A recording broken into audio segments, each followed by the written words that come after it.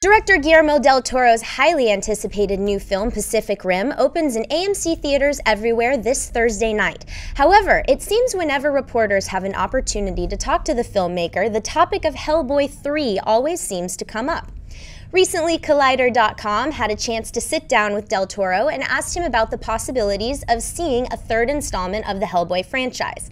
His response wasn't what fans were hoping for, as he said this: "It's very unlikely it'll happen because you need things to converge so strongly. Producer Larry Gordon, Universal, the rights, Ron Perlman's and mine's availability, comic creator Mike Mignola's blessing. We have pieces of that, but we don't have all of that. You need so many things to confluence, and then you need about $150 million. The way Hellboy 1 and Hellboy 2 are very different from each other, Hellboy 3 is different enough from the other two that it would feel like it wasn't the same universe in scale. He does become the beast of the apocalypse, but seeing the apocalypse, it's getting more and more. The bar is raised higher and higher every year. Mass destruction is becoming the sport of the summer."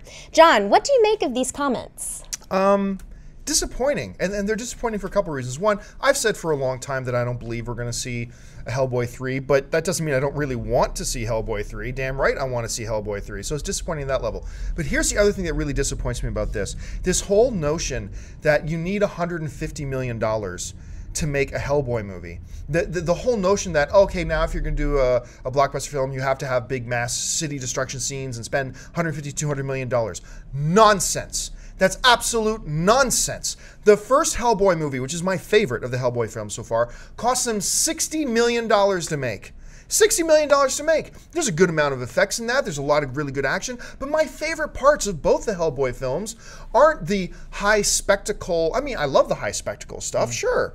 But it's the interactions between Hellboy and Abe. It's the interactions between the characters. These characters are so great. Hellboy is such a great character. It's funny, it's entertaining, it's engaging. And every once in a while he pulls out a big gun.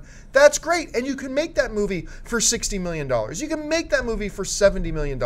You don't have to make a $150 million, $200 million film just because it's Hellboy. You don't have to do that. Give us this character again. And this whole notion that, oh no, if you want to make a really successful film, gotta spend $250 million. Really? Let me run down some numbers for you. Just from last year. Here are some films that were all nominated for Best Picture last year, okay? These are great films, all right? Argo made $232 million at the box office on a $44 million budget. Django Unchained made $423 million on a $100 million budget. Lincoln, $275 million on a $66 million budget. Silver Linings Playbook, $236 million on a $21 million budget. And most of that was just in star salary. Les Miserables, best example of this, $437 million on a $61 million budget. You don't have to make movies for $150 million or $200 million. You've done it cheaper with Hellboy before. You can do it again. I do not know where this mentality is coming from. Just make good movies, Guillermo. You can do it. Let's do it. Anyway. Now, there is a difference between all of those movies you named and a big summer blockbuster. I'm going to say that right now. I agree with you. I think movies can be made for a lot cheaper than they are. But I think it's a lot more than that. I think people tend to take something out of context and say, okay, he probably was just grabbing a number off his head. There's a lot of stuff that's going on here. I want to see a Hellboy 3 more than anybody. I love Del Toro professionally and personally. He's amazing.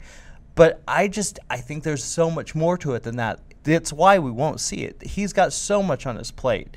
And I don't know if, and I don't know if, sadly, I don't think, if I remember correctly, Hellboy 2 wasn't a huge success. No, it wasn't a huge success, but made for under $100 million, and it was fun, and it was great. Yeah. And I just don't know that. I think you hit the nail on the head. I mean, what's really stopping Hellboy isn't just $150 million. No, it's not. Del Toro is one of the busiest dudes in the business. He is. He's busier than Samuel L. Jackson, for heaven's sakes. Absolutely. And deservedly so. He's one of the most talented men in this business. And I go see Pacific Rim. That's what I want. I want Pacific Rim to be a huge, massive hit, so he can make whatever the heck he wants. And here's the thing: is Pacific Rim suddenly makes $500 million worldwide, you might hear other studios wanting to talk about Hellboy 3 again. Yes, absolutely. That may be a deal breaker. All right.